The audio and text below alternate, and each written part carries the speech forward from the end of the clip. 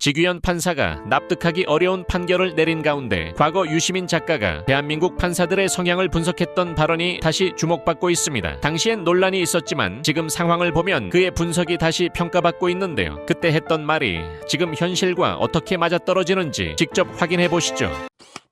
이게 최근에 이제 그 빌보드 또 1위까지 했나? 아파트? 그 로제하고 아파트. 브루노마스 아파트 있잖아요. 네. 거기 보면 지가 좋아하는 게임이라고 스타트 해갖고 이제 노래를 네. 시작하잖아. 네. 이게 우리나라 형사재판이 일종의 아파트 게임 같은 거예요. 복불복. 그러니까 어떤 판사 맞느냐에 따라서 판결이 똑같은 사건도 180도 바뀌어요. 예컨대 한명숙 총리 같은 경우도 1심에서는 완전 무죄였거든요. 그게 쟁점 3개를 해놓고 첫 번째 돈을 일단 받았냐. 그러면 돈을 왜 받았냐.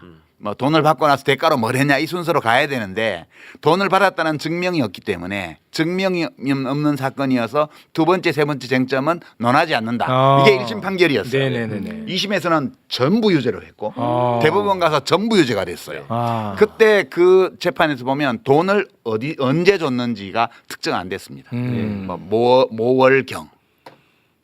아니 범죄의 육하원칙도 안 지켜지는 공소장을 그냥 판결로 다 받아준 거거든요. 어떻게 그러니까 유죄가 돼요? 근데 핵심은 네. 형사재판과 관련해서 우리 헌법과 형사소송법이 규정하고 있는 법적 기준이 안 지켜진다는 거예요. 우리나라 법정에서. 문제 추정의 원칙이 예, 그게 근본적인 문제고 그게 지켜지면 보수적인 판사, 진보적인 판사에 따라서 다소간의 차이는 있을 수 있겠으나 터무니없는 판결이 나오지는 않아요. 네. 근데 이게 아파트 게임이라는 게 어떤 거냐면 지금 보수가 압도적으로 많아요. 판사는 원래 직업이 그래. 4명은 보수, 1명은 진보야. 그러니까 아파트 게임을 한다고 생각해봐요. 그리고 17층 이렇게 하면 확률 20%로 무죄, 확률 80%로 유죄예요. 이 아파트 게임이야. 어디 걸리냐에 따라서. 네. 일부러 뭐 누구한테 특정 판사한테 사건을 배당하고 이렇게 안 해도 확률적으로 그렇게 돼 있어요. 이게 있기 때문에 검찰이 그렇게 많은 기소를 하는 이유가 조국 재판 때도 그랬고 기소 때도 이재명 기소도 마찬가지인데 아 잘만 걸리면 하나만 걸리면 내가 이거를 황새의 사냥법이라고 그랬습니다. 전에 황새가 눈이 나빠요. 그리고 우리 검찰도 눈이 나빠. 김학의 얼굴도 못 알아보고 막 그러잖아. 귀도 어두워. 귀도 어두워. 막 날리면인지 바이든인지 잘 구분 못해.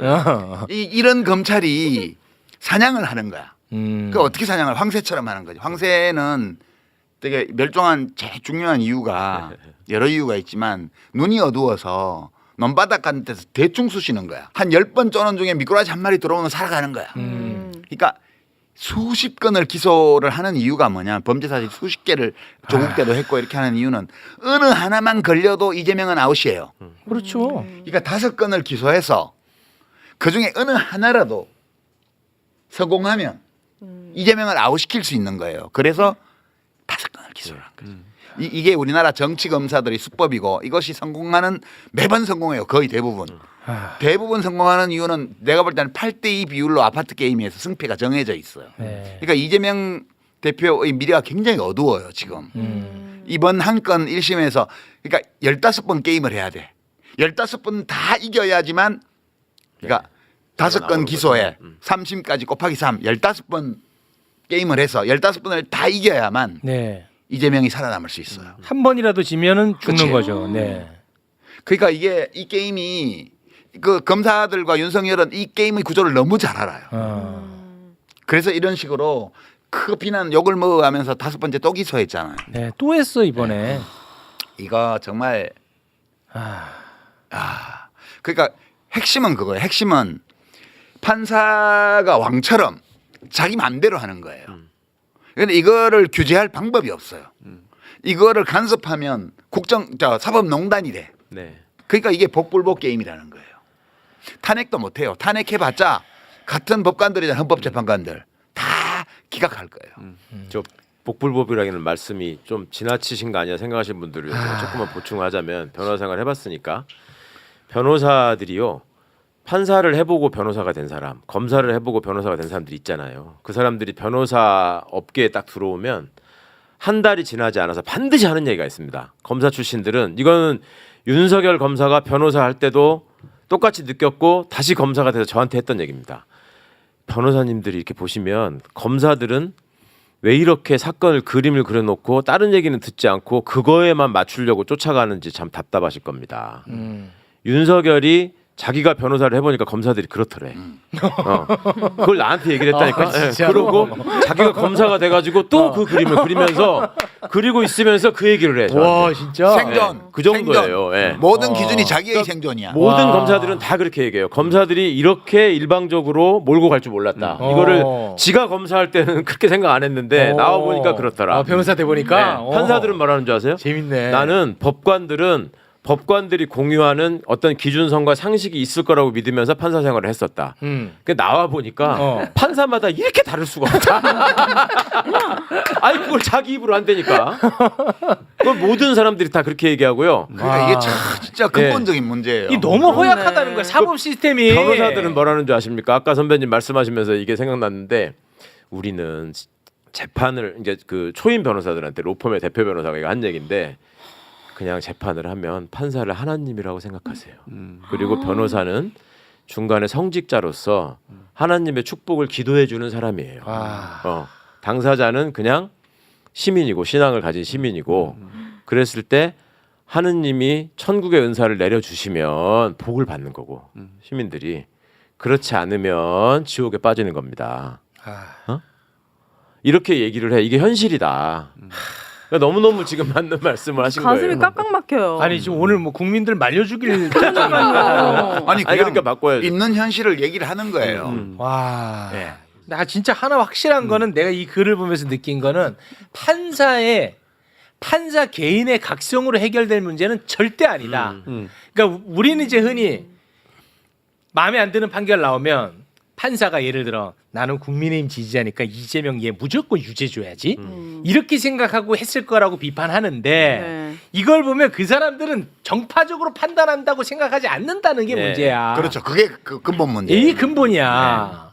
그 정글 속에서 지금 이재명 대표가 행군하고 있는 거예요. 이거는 정말 살아남으면 기적이에요, 진짜. 그렇네요. 그러니까 이재명 대표의 경우에는 생존이 곧 승리인 싸움에 지금 들어가 있는 거예요. 생존하면 대통령 되는 거예요. 못하면요? 그러니까 죽이려고 그러는 거지. 못하면요? 못하면 그 문제도 얘기해야 되나? 윤석열 한동훈은 이재명을 죽이려고 혈안이 돼서 몇 년 동안 해왔는데 네. 진짜 이재명을 정치적으로 죽이는데 성공하잖아요. 그럼 지가 죽어요. 그 다음에 완전히. 그 왜 그러냐 하면 윤석열을 어느 정도 용서해 줄 수 있는 사람은 이재명밖에 없어. 그렇죠. 자기가 피해자이기 때문에. 예. 근데 이 피해자가 사망해 버리잖아요. 정치적 사망. 정치적으로. 네. 그러면 용서해 줄 주체가 없어져요. 아. 그러면 그 유가족들이 용서하지 않아. 복수만 남는 거죠. 당사자는 용서할 수 있어. 더 훌륭해지기 위해서. 그러나 그 사람이 정치적으로 사망해 버리고 나면 그를 지지했던 사람들은 절대로 그 살인자를 용서 안 해요. 아, 그렇겠다. 그러니까 이재명 대표를 죽이려고 혈안이 되어 있는데 정치 검사를 시켜가지고 실제로 이재명을 정치적으로 죽이는데 성공하잖아요. 그럼 윤석열은 골로 가는 거예요. 그다음에 그 어떤 형식으로든 정상적으로 임기를 마친 뒤든 아니면 그 전에 무슨 사단이 나든 네. 그건 용서를 받을 수 없는 거예요. 아. 진짜 죽는 거예요. 이 멈추라고 하세요 그러면. 그러니까 이걸 모르는 것 같아요. 지금 아 근데 전화번호를 몰라. 바꿔가지고 번호를 바꿔가지고 멈춰야겠는데 이거 너무 무서워지는데. 그러니까 내가 이거 분명하게 오, 얘기하는데요. 어. 이재명 대표가 법정에서 살아남아서 적어도 최소한 다음 대통령 선거가 언제 있을지 모르지만 그때까지 안 죽고 대통령이 되면 그러면 윤석열은 다소간에 숨 쉴 수 있는 환경이 생길 수도 있어요. 그러나 그게 거꾸로 돼서 네. 대선 전에 이재명 대표가 정치적으로 살해당한다. 네. 그러면 윤석열에게는 윤석열 김건희 부부를 포함해서 그 패거리들에게는 용서받을 기회가 없어요. 여러분, 지금 정치 메가톤에서 필요한 건 바로 여러분의 구독과 좋아요입니다. 솔직히 저 혼자서는 이 치열한 정치판에서 모든 걸 다 할 수 없습니다. 하지만 여러분과 함께라면 세상을 뒤집을 수도 있죠. 댓글로 솔직한 의견과 응원을 남겨주세요. 여러분의 한마디 한마디가 저에겐 최고의 연료입니다. 그리고 구독과 좋아요, 알림 설정은 그냥 옵션이 아니에요. 필수입니다. 안 누르면 정치 뉴스 놓치고 답답한 속은 계속 답답할 수밖에 없습니다. 여러분이 좋아요와 구독 한번 눌러주시면 저는 다음 영상에서 더 통쾌하고 더 시원한 해설로 보답하겠습니다. 시청해 주셔서 정말 감사합니다. 제 생각에 공감하셨다면 이제 행동으로 보여줄 때입니다. 우리의 노력은 쉽게 무너지지 않습니다. 끝까지 함께 가며 제대로 된 결과를 만들어냅시다.